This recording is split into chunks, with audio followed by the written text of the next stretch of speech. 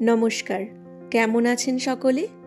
Recur ঘোর সংসারের আরও একটি নতুন ব্লগ নিয়ে চলে এলাম। আজ 8ই মার্চ, আন্তর্জাতিক নারী দিবস। আমার এই ছোট্ট পরিবারের সকল নারীদের প্রতি রইল অসংখ্য শুভেচ্ছা। প্রকৃতিতে বসন্তের ছোঁয়া বেশ কিছুদিন হলো লেগে গেছে, আর বসন্তের শুরু মানেই অধীর আগ্রহে আমাদের দিন গুনে চলা দোল উৎসবের।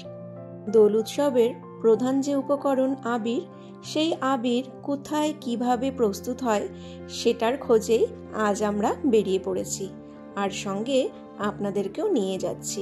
চলুন দেখে আসি।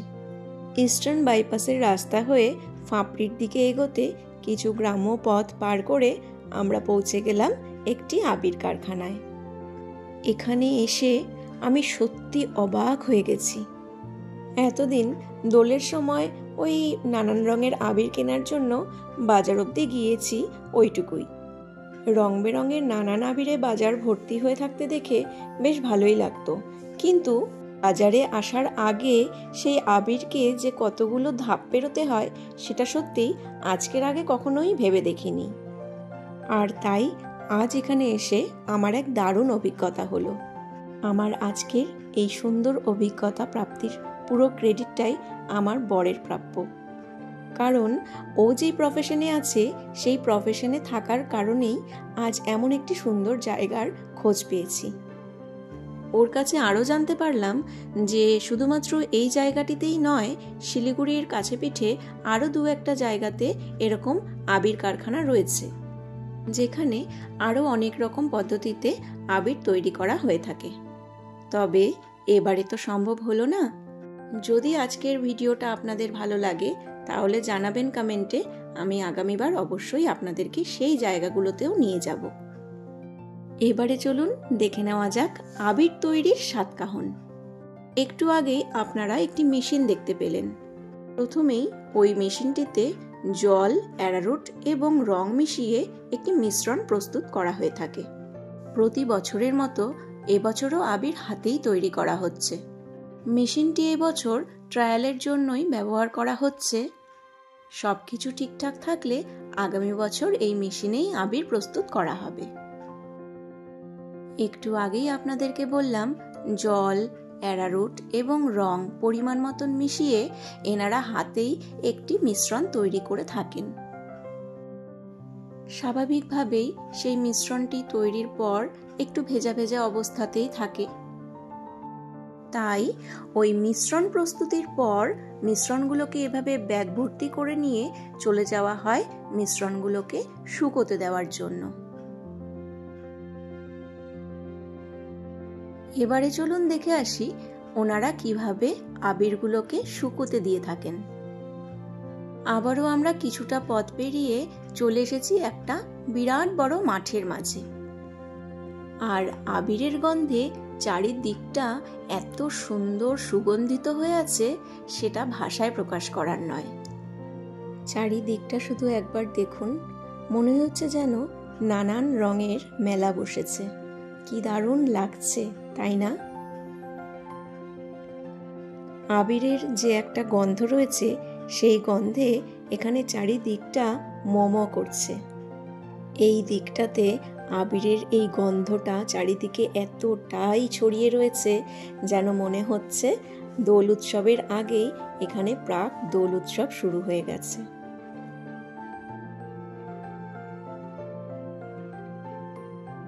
এই মাঠটিতে যেখানে আবিরগুলোকে শুকোতে দেওয়া হয়েছে সেই মাঠেরই এক প্রান্তে দেখতে পেলাম 2জন মহিলা বসে একটি চালুনির মাধ্যমে সেই আবিরগুলোকে চেলে নিচ্ছে। চলুন আর একটু কাছ থেকে গিয়ে আপনাদের বিষয়টি দেখাই ভালো করে। আবিরগুলো 2-3 দিন ধরে ভালোভাবে রোদে শুকিয়ে যাওয়ার পর ওনারা এরকম চালুনি দিয়ে খুব ভালো করে চেলে নেয়। এই চালুনির ছিদ্র যথেষ্ট সূক্ষ্ম হওয়ার কারণে শুকিয়ে যাওয়া আবিরগুলো একদম পাউডারের মতন ঝরে পড়ে। আর ওই যে দেখুন আমার মহাশয়কে, বাছুরটিকে কেমন আদর করছে, আর বাছুরটিও চুপটি করে আদর নিচ্ছে। এদিকটিতে দেখুন দামাল বিচ্ছুগুলোকে এরকম শৈশবের দৃশ্য কিন্তু আজকাল খুব একটা দেখা যায় না। এবার মাঠের থেকে আমরা আবারও চলে এলাম ওই কারখানাটিতে। ওই যে মাঠে দেখতে পেলাম আবিরগুলোকে পাউডারের মতো করে চেলে নেওয়া হচ্ছে এবং তারপর পরিমাণ মতন প্যাকেটে ভরে সেই প্যাকেটগুলোকে ওয়েট মেশিনের মধ্যে ওজন করে নেওয়া হচ্ছে। ওজন হয়ে যাওয়ার পর সেই প্যাকেটগুলোকে আবার আর একজন সিলবন্দি করে দিচ্ছে মেশিনের মাধ্যমে।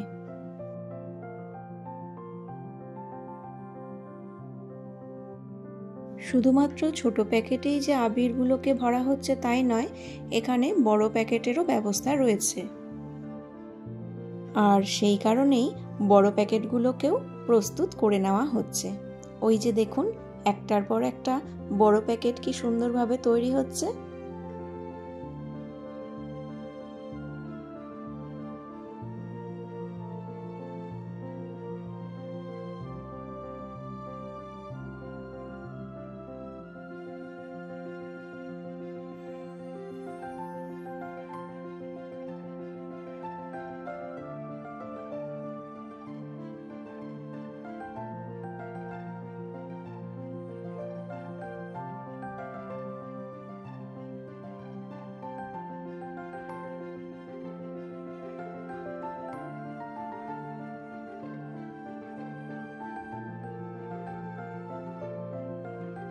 প্যাকেট তৈরি হয়ে গিয়েছে। এবারে এই প্যাকেটগুলোর মধ্যে একের পর এক আবির ভরে নেওয়ার পালা। বড় প্যাকেটগুলোতেও আবির ভরা কমপ্লিট। এবারে আবিরের বড় প্যাকেটগুলো এক একটি ব্যাগে ভরে নেওয়া হচ্ছে, আর তারপরই এগুলো রওনা হয়ে যাবে মার্কেটের উদ্দেশ্যে। এবারে আমরাও বাড়ির দিকে রওনা দেব। আর বাড়ি ফেরার পথেই দেখুন কি সুন্দর একরকম ফুলের দেখা পেলাম। গাড়ি থামিয়ে ফুলগুলোর কাছে যেতেই বুঝতে পারলাম এগুলো সেই ফুল যেই ফুলগুলো নিয়ে ছোটবেলায় সুরসুরি দিয়ে খেলতাম। এই ফুলগুলোর নাম পাউডার পাফ। কি সুন্দর না নামটা।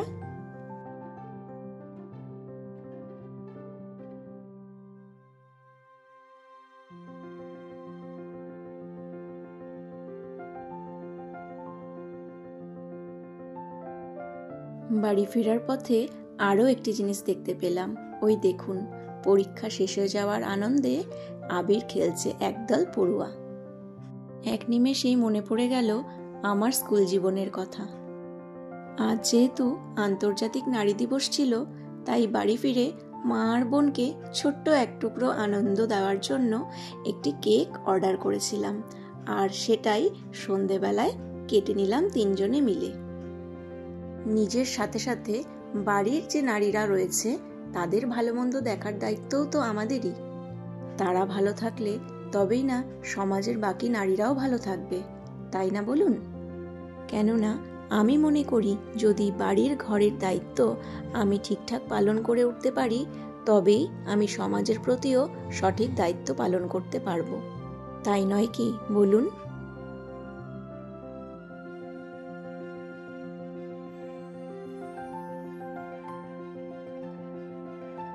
চলুন, কেক কাটা হয়ে গেছে, এবারে সকলকে পরিবেশন করে দেওয়ার পালা।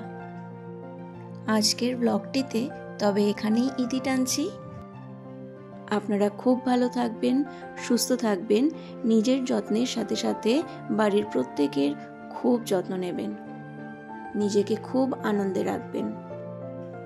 আমার আজকের ব্লগটি যদি আপনাদের ভালো লেগে থাকে তাহলে অবশ্যই একটি লাইক, কমেন্ট আর সাবস্ক্রাইব করে দেবেন। দেখা হবে অবশ্যই পরের আরেকটি ব্লগে। নমস্কার।